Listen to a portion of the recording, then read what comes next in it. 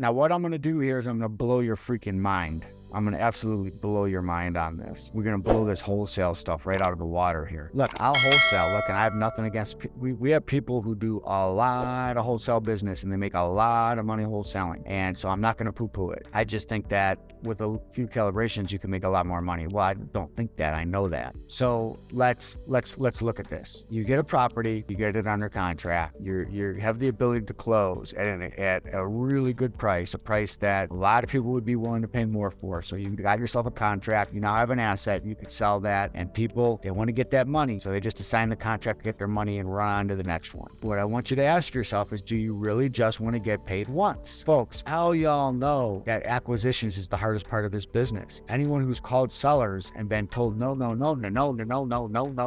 enough times realizes that it's a bit of a grind until you get really good on the phone to get these deals, or until you have VAs, doing the initial calls, and then you're getting a stack of really qualified leads right in front of you. So if you do get the deal, why do we just want to only get paid once on it? We're going to get paid a bunch of times on it. So it's kind of like, do you really want to just be one and done and have to grind, deal after deal? There's other ways that you can sell these wholesale deals and make a lot more money. Now, both of what I'm going to talk to you about involve selling to an owner-occupant who does want a good deal versus just passing it on to an investor who has the money to rehab it, or a rehabber who's got the same intention to rehab the house and retail sell it to an owner-occupant buyer. It's fine if you want to do that. I'm just saying you're only going to get paid once. So let's look at this. Option A would be to use the multiple listing service and advertise the house. So not really to the investor, but advertise the house to the bargain hunters, the people who are looking for the handyman specialists who aren't investors, but they're handy. They're okay with fixing up the house, and it's going to be a house that they're going to live in. Premise of that is that instead of just going and selling it to a cash buyers list or going to your real estate investor association or into Facebook groups of investors and selling it, premise is that instead of selling the house for the maximum offer, to the rehabber or the investor, you're going to sell it for 10 to 15% more to an owner occupant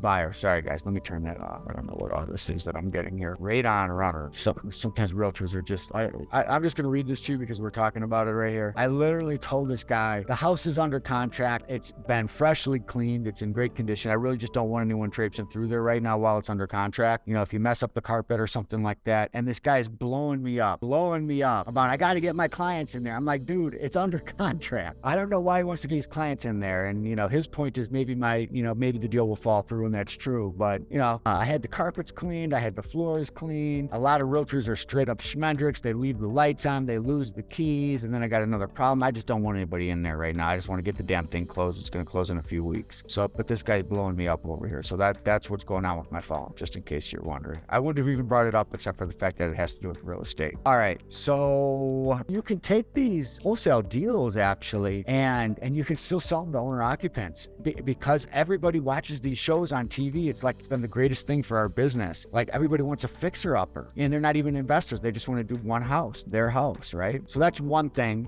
that you can take advantage of. Now, option B, which I'm gonna get into, is we use our term selling methods. Now, I realize those of you who haven't been with me long enough haven't gone through our selling methods, and our term selling methods can work well sometimes on properties that need repairs. And we call that a sweat equity buyer or work for equity. What happens is they do the rehab in exchange for less down payment and less price. And I just want to show you how profitable that can be, which I will in a little bit. But look, the key to that is you have to buy the house low enough that it would make it worthwhile to do that, because there is a trade-off that you face. Trade-off is that you'll make more money potentially, but you are going to be closing the house with cash, or the cash from your cash, or cash from a private money lender, and you don't get the money back right away. You might not get the money back for a while. So you need to have a private lender, and a lot of them are actually, a lot of the private lenders, they're like, hey, keep me invested. Stop paying me off. The whole point is I want to be getting that 6-7% interest or whatever. Or, nowadays, now that the interest rates are higher, you have to pay a little bit more, maybe 8-9, right? You won't get that money back until your buyer pays it off. But I just want to show you what that can look like. Now, guys, I just want to warn you here, okay? You're 45 minutes into this call and we're about to do some math. Now, Vincent obviously understands math very, very well because he was able to multiply 400 by 0.7 and subtract repairs. And maybe not all of us have that tremendous skill. This is a little bit different. The slides are in the portal. The slides are at the very beginning, the 2023 section. That's right. So you can go through this again, and maybe when we come back on Monday, I'll review this again because I want you to understand. I just am so reluctant to just get paid once. It's like when you get paid 25 times on the same house, like, you know, some of the payments are monthly, right? So it's not as big, but it's just like you don't want to give like what Ron LeGrand used to tell me, you know, when he was mentoring me way back in the day.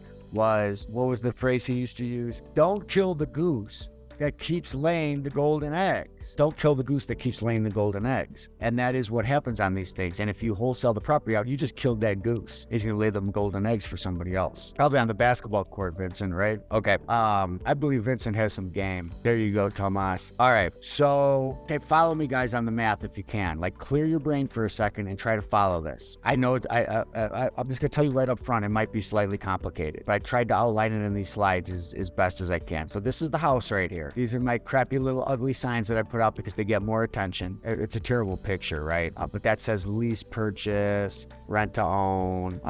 There are pointer signs taking it to the house. There's another sign in the window over here. You get a lot of traction on that. Now I want you to understand the condition of this townhouse. Okay, it looks not bad from the outside, right? The reason it looks good from the outside is the previous owner had got an insurance settlement and the house was just completely trashed. There was like a tornado or something that came through, and all the siding was ripped off. The inside was totally effed, like water damage and everything. The inside is just totally screwed, right? The outside, though, he had already fixed it. So this is like all new siding and everything, new garage door, but it just looked terrible. And after repaired value of the house was $140,000. But again, the inside of this house was awful, not great at all, right? So I was able, now remember my formula, okay? 140 is the after repaired value, right? You multiply that.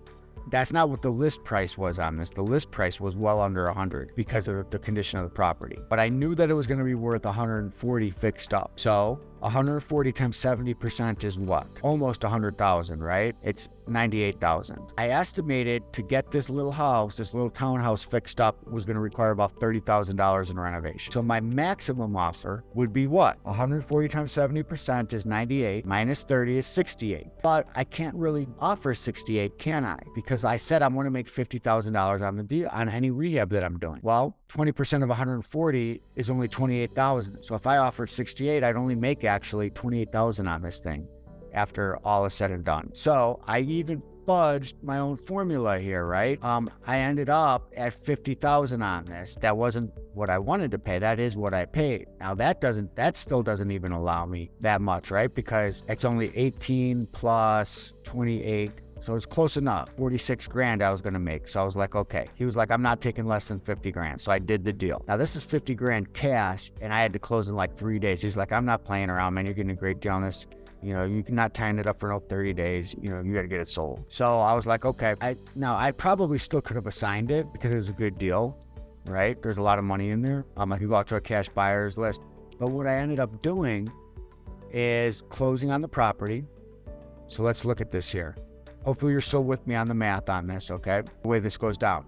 I've got 50 grand sitting in the house, but I also have a private lender on call who will all day long be willing to give me 60 on the house because, you know, they're looking at a house that in its current state of disrepair, probably, you know, 90 grand, maybe it would be worth retail. So for them to give me 60 on it puts them at a low loan to value ratio, even with all the repairs that are needed. And they can go to bed at night hoping I don't pay them because they'd get the house and they'd easily get their 60 grand back. So I pick up 60 on this right away from the private lender, give the seller 50, and now I'm sitting with 10 grand in the kitty. I've got 10 grand profit already. Now, I do have to pay this lender because I didn't negotiate it the way at this time, the way I normally do, which is I just let the interest accrue. But I had payments of $500 a month, principal, interest, taxes, and insurance to my private lender. Okay, so I got to pay that every month. So now let's look where that leaves me. What I do, instead of just selling it, like I could have probably sold that, right? Now think about everybody else. Everybody else is going to be willing to pay 68 for that, right? If they use the formula that everybody knows, after repair value times 70% less repairs, there'd be all kinds of rehabbers that would pay me 68, 75,000 for that. And I could walk away with a quick, remember I got to pay the lender 60, right?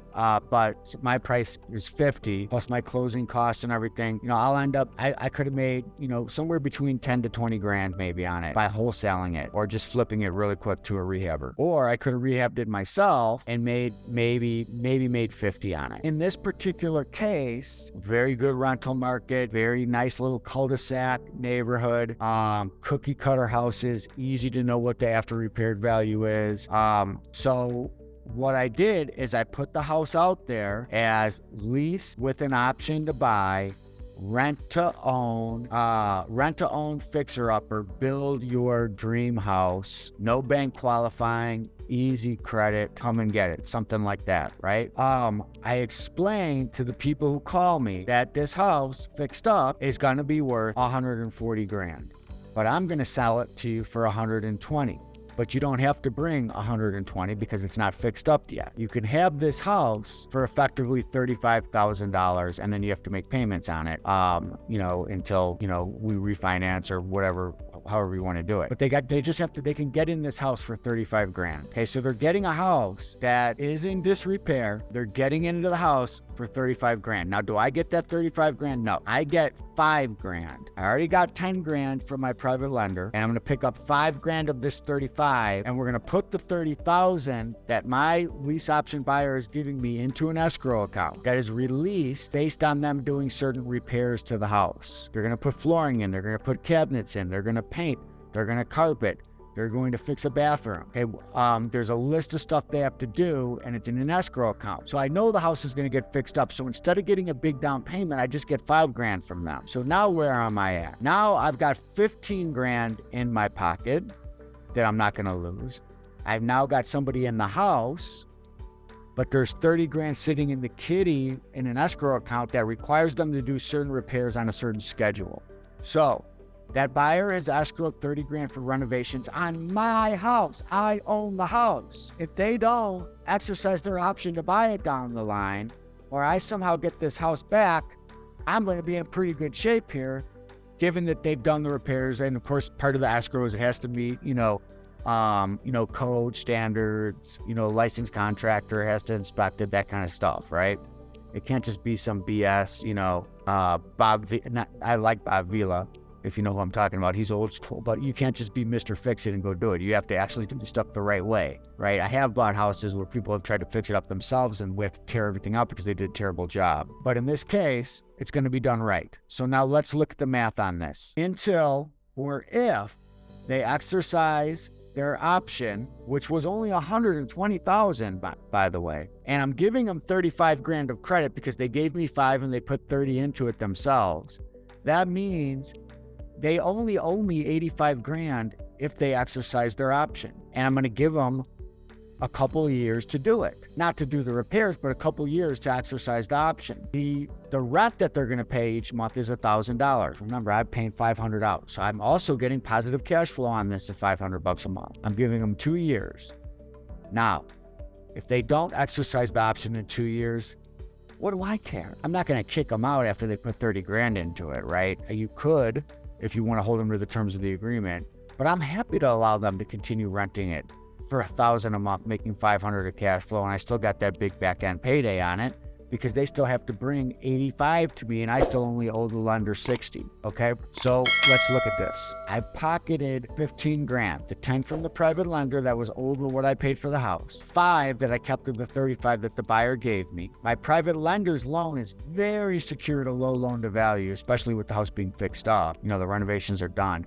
And I'm making $500 a month in cash flow on this thing. $500 to my lender, $1,000 coming in, $500 in cash flow to me. Now, if my buyer exercises their option, okay, remember, I owe my private lender 60, my buyer owes me 85.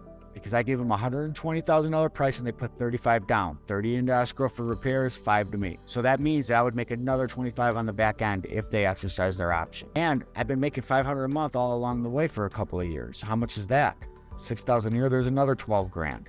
Guys, do you really want to wholesale these houses? And you can do this kind of stuff. Now, if they don't exercise their option, what do I have? I've got a house now that's worth 140 grand if it didn't appreciate it at all. So what happened? Well, they didn't exercise their option in 2 years, but I didn't kick them out. I didn't feel that that would be a fair thing to do, even though I could have. But I let them live there and keep paying the rent. They put 30 grand in, they did a good job. They lived there for 5 years. And I didn't raise their rent, and their rent was way lower than the real rent. The real rent should have been about $1,600. Look at this house. I mean, it's a townhouse, right? But it's a good neighborhood. I mean, this was 3-2, a 3-bedroom, 2-bath, by the way. I let them live there for 5 years at $1,000 a month. Nice cul-de-sac, great school district. They had a couple of kids. They lived there for 5 years, but they never bought it. One day they told me they were moving, and they appreciated everything. They still got a good deal out of it. You think about living there for 5 years, right?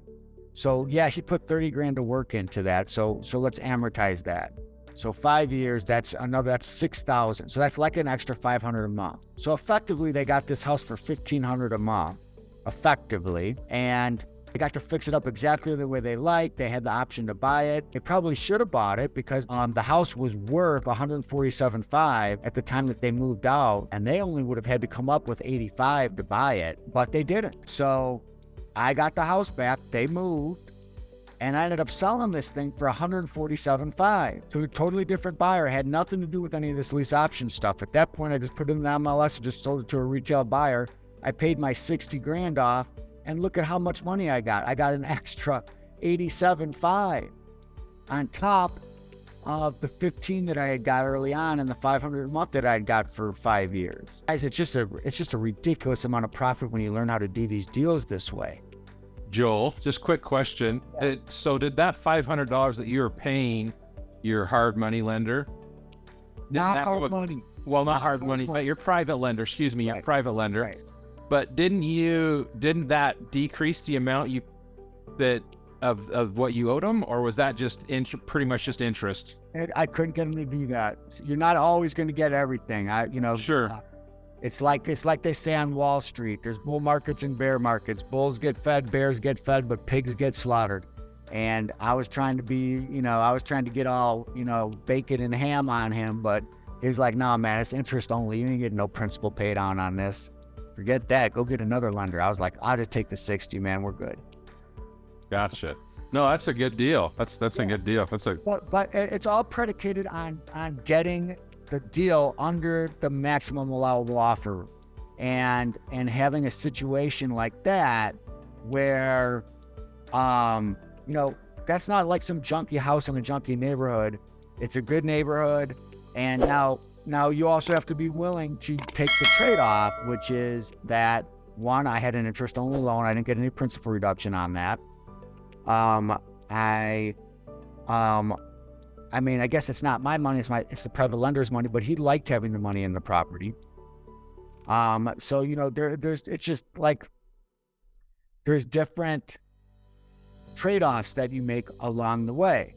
I only got 10 grand, which isn't even actually, it is profit, but it's kind of not, right? Because I owe that right back to the private lender. So I could have just re-upped it myself and made a quick 28 grand, made a quick 46 grand. I could have assigned the contract and maybe made 20 grand. And that's what most people would do in that situation. But because I had been taught these skills. Look, I didn't invent this shit, guys. You all know that, right? This stuff has been going on for well over 100 years. People were doing this like before, we were even born. We're using seller financing structures on real estate. So I learned this just like you guys did. But this is what happens when you leverage your brain instead of the money that you have in the bank. Leverage your brain, and the only way you can do that is if you pick up these techniques, which is, why we're talking about all this stuff. So So anyway, I think that's probably a good place for me to leave you guys for tonight, is to think through that